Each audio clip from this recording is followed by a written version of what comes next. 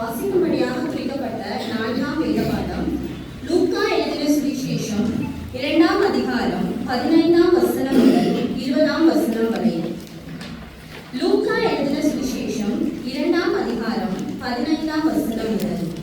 தேவ தூதர்கள் அவர்களை விட்டு பரலோகத்துக்கு போன பின்பு மேய்ப்பர்கள் ஒருவரை ஒருவர் நோக்கி, நாம் பெத்லகேம் ஊருக்கு போய் நடந்ததாக கர்த்தரால் நமக்கு அறிவிக்கப்பட்ட இந்த காரியத்தை பார்ப்போம் வாருங்கள் என்று சொல்லி தீவிரமாய் வந்து மரியாதையும் யோசேப்பையும் முன்னணியிலே கிடைத்திருக்கிற பிள்ளையையும் கண்டார்கள். கண்டு அந்த பிள்ளையை குறித்து தங்களுக்கு சொல்லப்பட்ட சங்கதியை பிரசித்தம் பண்ணினார்கள். மேய்ப்பராலே தங்களுக்கு சொல்லப்பட்டதை கேட்ட யாவரும் அவைகளை குறித்து ஆச்சரியப்பட்டார்கள். மரியாளோ அந்த சங்கதிகளை எல்லாம் தன் இதயத்திலே வைத்து சிந்தனை பண்ணினாள்.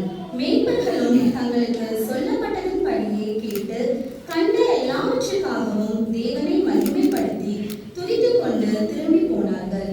வாசிக்கும்படியாக குறிக்கப்பட்ட 4ஆம் வேத பாடம் வாசித்தாயிற்று. கிறிஸ்துவுக்கே மகிமை உண்டாவதாக.